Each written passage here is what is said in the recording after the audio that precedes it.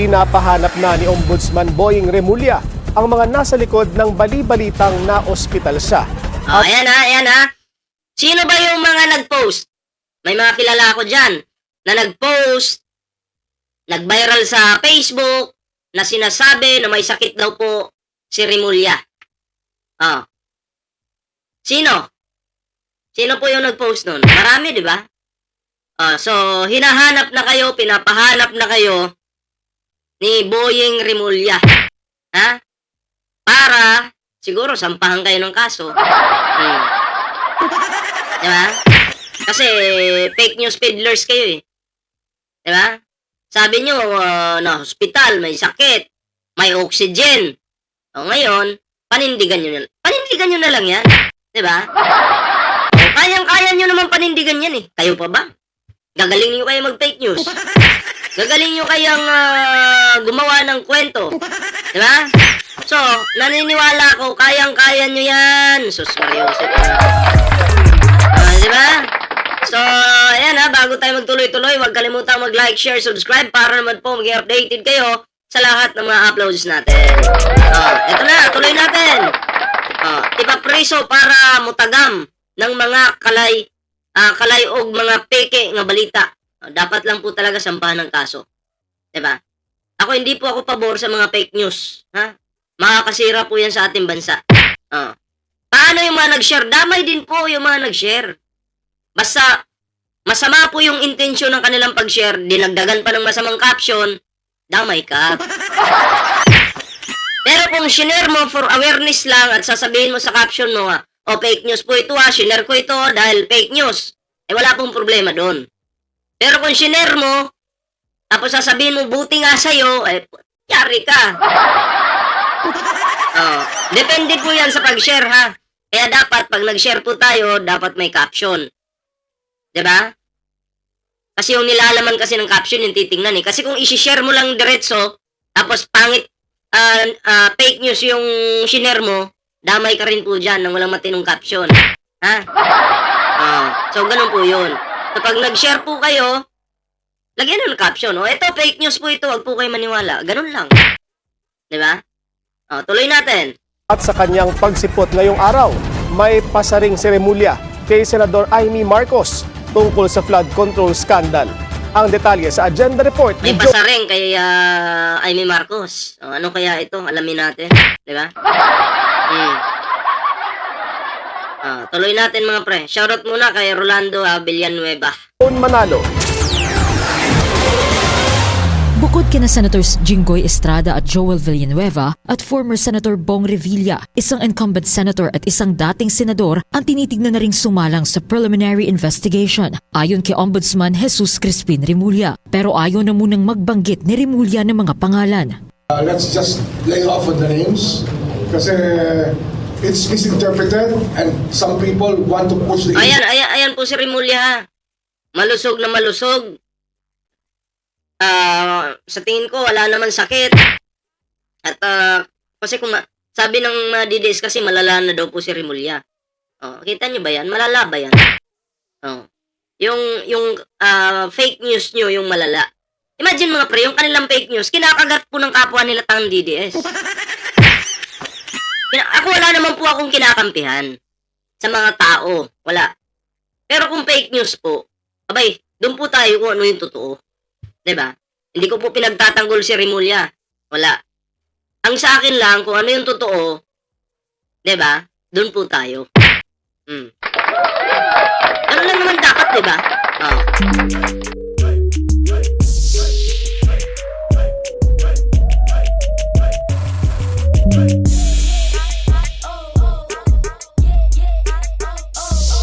Tuloy natin. Pasensya na sa... ano natin sa signal natin. Ba't biglang nawala ito? Okay, biglang nawala. Tuloy natin, tuloy. More and try to put a date. I will not do that. Tapos na tayo ron. I think we've learned our lesson from that. That we cannot give any dates or any commitments about anything. It's just that you see us here every day working to make sure that justice is obtained by the Filipino people. Kaugnay nito, binanata ni Remulla ang pahayag ni Senator Amy Marcos na kakasuhan na sina Estrada, Villanueva at Revilla ngayong January 15. Buti siya, alam niya ako, hindi ko alam. Ayan so ano ba yung katotohanan talaga? Kasi sabi, di umano ni Amy Marcos, kakasuhan na daw yung mga senador na yan sa January. Sabi ni Remulla, buti pa siya. Buti pa siya, alam niya. Diba? Buti pa siya alam niya. Pero si Remulla hindi niya alam. Delikado, ito po yung delikado dyan wait lang shoutout muna kay kay Rolando Ito yung delikado dyan sa ginagawa ni Amy Marcos. Okay. Ito yung delikado dyan. Kasi sabi, kakasuhan na daw. Ayun January, yung mga senador DDS na yan. Ito yung delikado.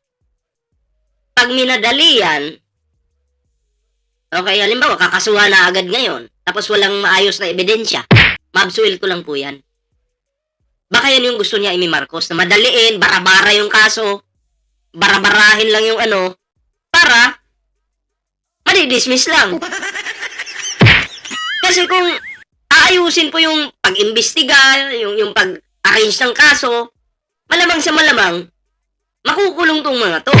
Pero kung bara-bara lang yung gagawin mo, mamadaliin mo, kakasuhan mo na agad, aba, teka lang. Mukhang nagdududa naman ako dyan. Bakit mamadaliin? Diba? Kayo mga pre, ano sa tingin nyo? Bigyan ko kayo idea pag magkakaso ka kasi, dapat detalyado, kompleto lahat. Siyempre, pag detalyado at kompleto, mahaba yung preparation yan. Mahaba. Pero, swak na swak yan. Pero kung gusto mo bara-bara lang, basta masampahan lang ng kaso, ay wala pong kwenta yan. Posible pong ma-dismiss lang yan. Diba? Ayun ay aking opinion. Ewan ko lang sa inyo. Tuloy natin. So there's no truth to that, sir? Ewan ko lang, saan gagaling? Matatanda ang ilang senador at dating senador na rin ang nakasala ngayon sa fact-finding investigation ng Ombudsman kaugnay ng flood control scandal. Sa usapin naman ng sinasabing Cabral Files, selyado pa raw ito at hindi pa rin nabubuksan ng Ombudsman. Handa man silang buksan ito, delikado raw na pinag-uusapan at isinasa publiko ang laman o impormasyon mula sa mga dokumentong kasing sensitibo nito. Kung sasabihin na nanggaling sa isang tao na namatay na ang dokumento, paano mo patutunayan yun? Ang pwede magpatunay niya yung tao namatay. Di ba? Alam ka naman, makipagtalo ako sa isang bagay na alam natin nanggaling sa isang tao namatay na inaamin naman ng nagsasabi. Anong pag-uusapan to? Wala namang pag-uusapan. Hinamon naman ni Remulla si Batangas 1st District Representative Leandro Leviste. Ayan may hamon dito kay Leviste. Itong si Leviste, kung natatandaan nyo, isa po ito sa nanakit kay Cabral. Bakit ko po nasabing nanakit? Sumugod po siya sa opisina ni Cabral at nakipag-agawan ng ebidensya doon. At si Cabral po ay duguan. Duguan po si Cabral. Sa hindi po nakakaalam Hindi ko po dinidepensahan si Cabral, wala akong pakialam dyan. Pero kung ano yung totoo, yun po yung sinasabi natin. Duguan kasi nakipag-agawan at sugatan po yung kamay ni Cabral. Dito. Sugatan. So, eto ngayon, may hamon pala itong si Remulla dito kay Leveste. So, panoorin po natin, no? Yung hamon. Pero masasabi ko lang dito, itong si Leveste, mas baliw pa po pala ito kay Kiko Barsaga. Hello po, sabi ni hello po, nakakuha ng katapat si Sara kung kung paano niya murahin si PBBM. Sige kuya, shoutout po sa'yo jakitan kita. Tuloy natin. Natukuyin na ang mga nakikita niya sa hawak niya umanong mga dokumento. What does it prove? What does it prove? Why the urgency? Ano bang kailangan malaman doon? Siguro sila magsabi kung ano laman doon na dapat pinapansin namin. Diba? Di ba ang gagaling sa kanya? Tapos sasabihin... Teka lang, Remulla, ako gusto ko rin naman maging patas May pangako ka kasi na may makukulong. Alam natin si Diskaya nakakulong na yan Pero may pangako ka na may makukulong ngayong nung nakaraang December last year pa, no? December 15 yata yung pangako mo. No? Alam naman natin may nakulong, pero ikaw sabi mo dapat talaga yung mga malalaking tao O alam natin si Diskaya malaking magnanakaw yan, corrupt din yan. 'Di ba? Yung pera ng taong bayan na para sa flood control binulsa. Pero tandaan mo rin Remulla, may pangako ka sa mga Pilipino. Sabi mo, may makukulong sa 15. Ang tanong nasa na? Hindi naman sa minamadali kita, no? Wala naman. Sabi ko nga, mas maganda nga kung maganda yung proseso, mahaba-haba, mapapaghandaan. Kaso nga lang, nangako ka kasi. Doon ka rin sumabli, diba? Eh kung hindi pa kaya, huwag kang mangako. Dapat maging tapat ka sa taong bayan. Kasi umaasa yung mga yan, eh. Diba? Kasi pag nangako ka, ang masisira kasi niyan, ang masisira niyan, si Pangulong Bongbong Marcos. Diba? Si PBBM po yung masisira dyan sa pangakong yan. Kasi, diba? Nasa administrasyon kayo. So, pangit din yun yung ganun. Doon lang din na, kumbaga, para sa akin, sablay ka doon. Diba? Bibigyan niya kami ng tuta yung Dapat pag nangako ka, sureball yun. Kasi, kahit ako nga, sabi ko, tuwan-tuwa na ako eh. Uy, may makukulong na, yari kayo. Wala naman. Diba? pagkatao dito. Sabihin niya kung anong problema. Diba? Eh, bibigyan niya ng motibo na para wala kaming ginagawa. Eh, araw-araw nandito lang naman kami. Di pumunta siya rito.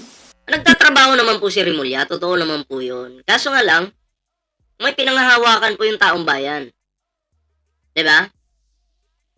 Yung pangako. Pero, ako'y naniniwala na itong mga dutain na to, no, may masasampulan talaga sa mga yan.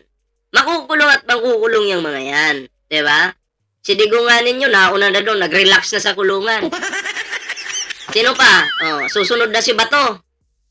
Sara Duterte. Oh, kasi nasa ICC yan eh. Nasa listahan ng ICC yan. Sino pa? Si Bongo. Albayalde. Oh. Mayari talaga. Diba? So, abangan na lang natin. Inatasan na rin daw ni Remulla si Assistant Ombudsman Miko Clavano na kunin ang kopya ng mga nasabing dokumento mula kay De Viste. Ito ang unang press conference ni Remulla matapos lumabas ang mga balita sa social media na isinugod umano siya sa ospital. Pinaiimbestigahan na ni Remulla sa NBI kung sino ang mga nasa likod nito. Desidido raw ang ombudsman na sampulan ang mga nagpapakalat ng fake news dahil naniniwala siyang hindi titigil ang mga ito hanggat hindi na parurusahan. Para Ayan na, op. Pumunta agad sila sa Facebook, magbubura ng post nila. Hindi na. Huli na yung lahat.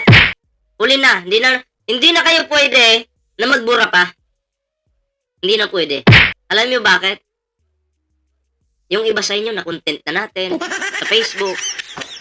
Yung iba na content na ng mga kaibigan natin. Huli na yung lahat. Yung iba na save na ng mga staff ni Remulla.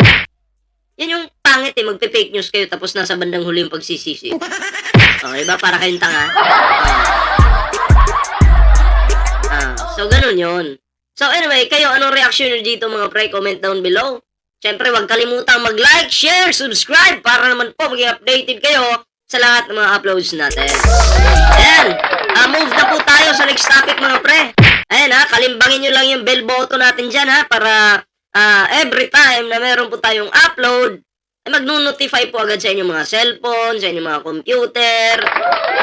Ano bang gamit nyo? Karamihan sa atin, cellphone, di ba? Yung ginagamit sa panunood ng YouTube. So, ring nyo na yung ating bell, di ba?